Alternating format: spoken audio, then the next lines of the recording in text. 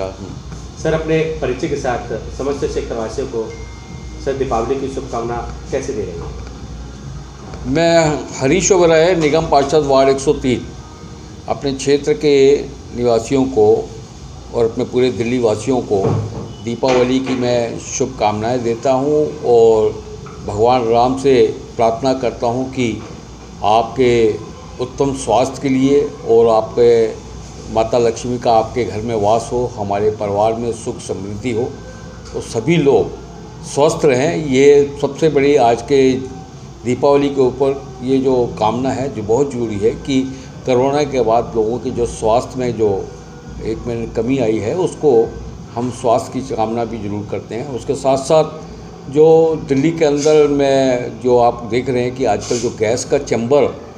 बना हुआ है जो प्रदूषण के कारण, और जिसके लिए कहते हैं कि भाई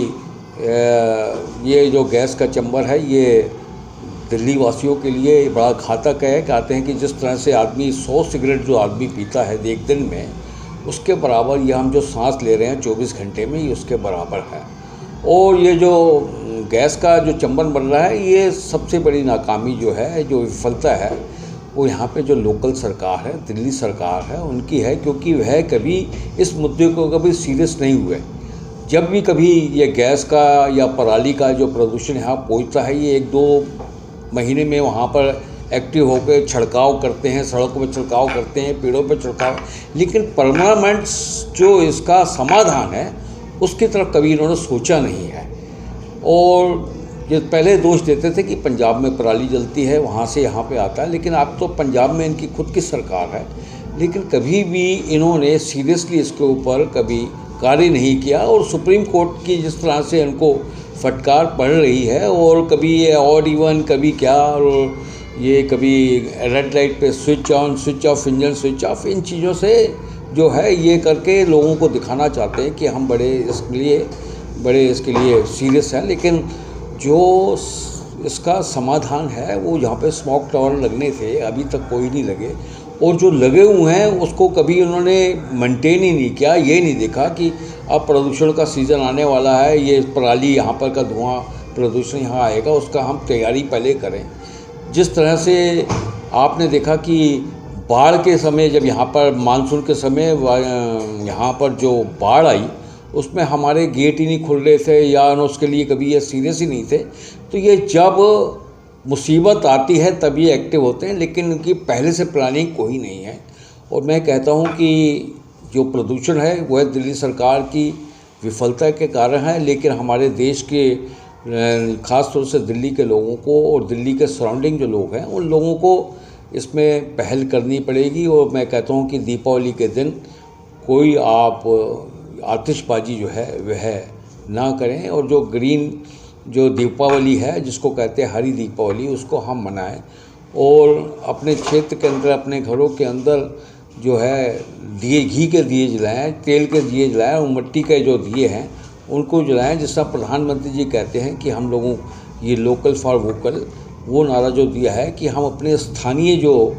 प्रोडक्ट हैं, अपने स्थानीय जो कारीगर हैं, अपने देश के कारीगर हैं, उनको हम बढ़ावा दें, ना कि हम विदेशों के पटाखे या विदेशों की लाइटिंग करके हम विदेशी के आयात को बढ़ावा ना दें, और अपने जो यहाँ पे कारीगर हैं उनके को हम चिंता करते हुए उनके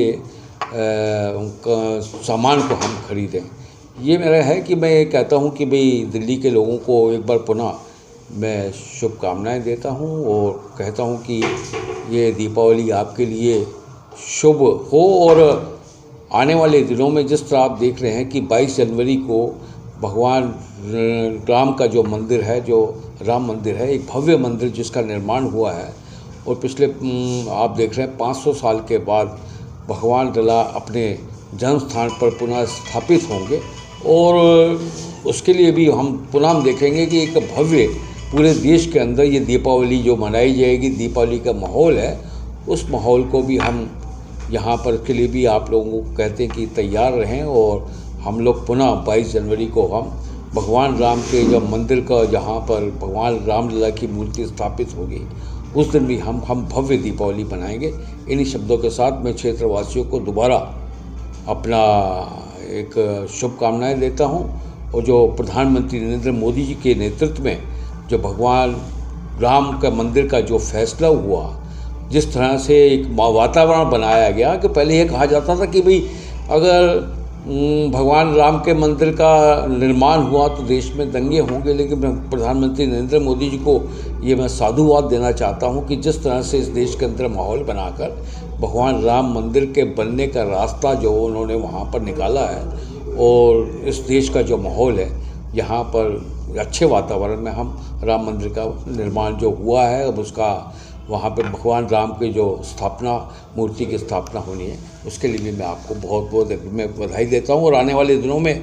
जिस तरह से छठ पूजा का त्यौहार है, उसके बाद हमारे गुरु नानक जयंती, गुरु नानक गुरुपुरब है और गंगा स्नान है, उसके बाद क्रिसमस है, नया साल आ रहा है, इन सभी त्योहारों को मैं आपको बहुत बहुत शुभकामनाएं देता हूँ। बहुत बहुत धन्यवाद।